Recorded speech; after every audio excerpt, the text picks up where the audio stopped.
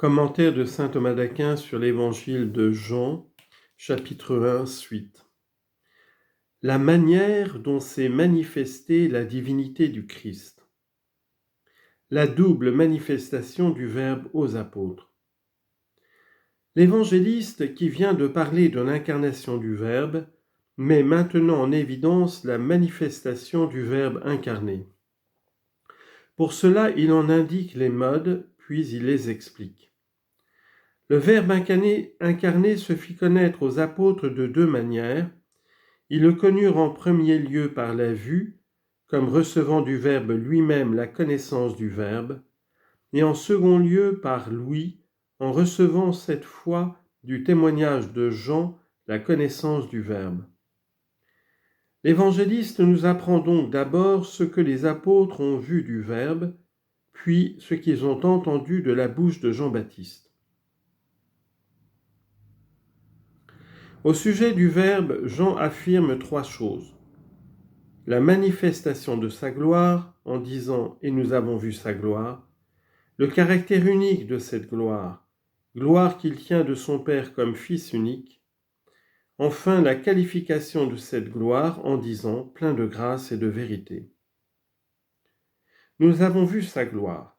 Ces paroles peuvent être la suite naturelle de ce qui précède, de trois manières différentes. Elles peuvent être prises d'abord comme argument de ce qu'il a affirmé, le Verbe s'est fait chair.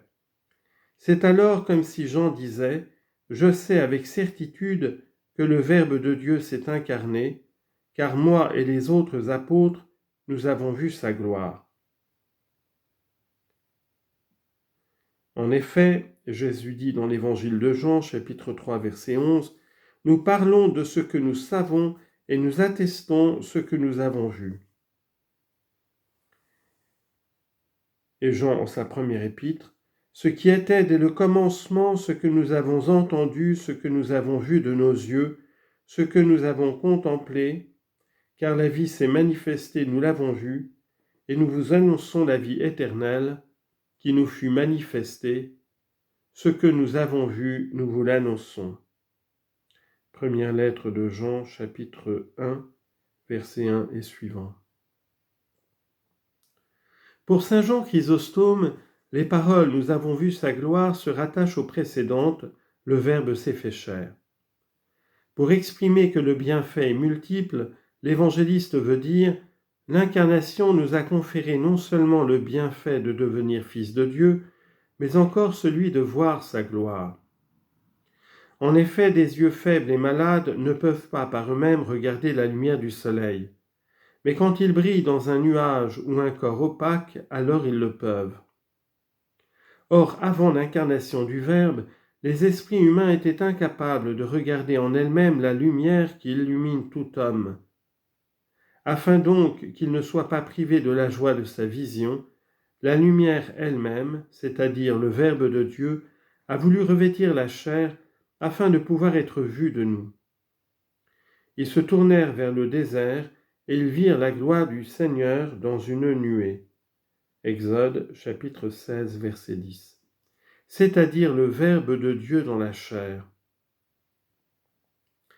Saint Augustin rattache les paroles « Nous avons vu sa gloire » aux précédentes en les rapportant au bienfait de la grâce.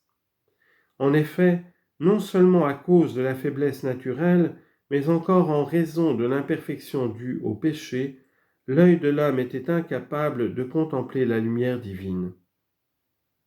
Le feu, celui de la concupiscence, est tombé sur eux et ils n'ont pas vu le soleil, c'est-à-dire le soleil de justice. Psaume 57, verset 9 et Malachie chapitre 4, verset 2.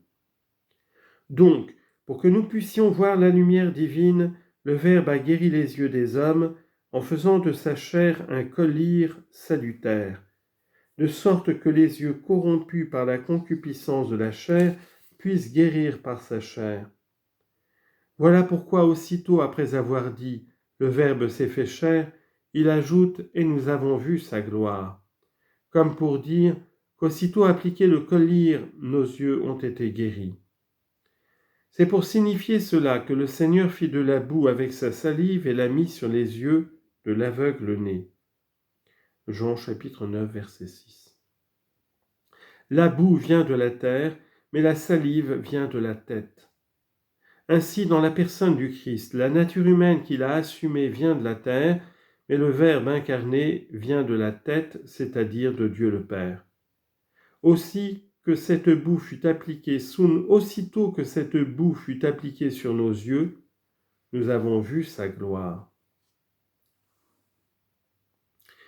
C'est cette gloire, c'est-à-dire la splendeur du Verbe, que Moïse désira voir quand il dit « Montre-moi ta gloire ». Exode chapitre 33, verset 18. Mais il ne mérita pas de la voir. Bien plus, le Seigneur ne lui a-t-il pas dit « Tu me verras de dos » Exode chapitre 33, verset 23. C'est-à-dire « Tu ne verras de moi que des ombres et des figures ». Les apôtres, au contraire, virent sa splendeur même. Comme dit saint Paul, « Nous tous qui, le visage découvert, réfléchissons en un miroir, comme en un miroir, la gloire du Seigneur, nous sommes transformés en cette même image, allant de splendeur en splendeur. » 2 Corinthiens chapitre 3, verset 18. Quant aux prophètes, ils ont certes vu cette splendeur. Cependant, ils ne l'ont pas vue à visage découvert, mais en figure et en énigme. Voilà pourquoi Jean dit, Isaïe a dit cela, parce qu'il a vu ma gloire.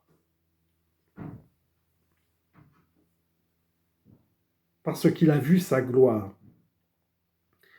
Jean chapitre 12, verset 41.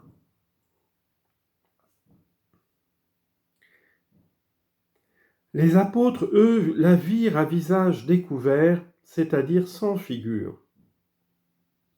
Bienheureux les yeux qui voient ce que vous voyez, car je vous dis que beaucoup de prophètes et de rois ont voulu voir ce que vous voyez, vous, et ils ne l'ont pas vu, entendre ce que vous entendez, et ils ne l'ont pas entendu.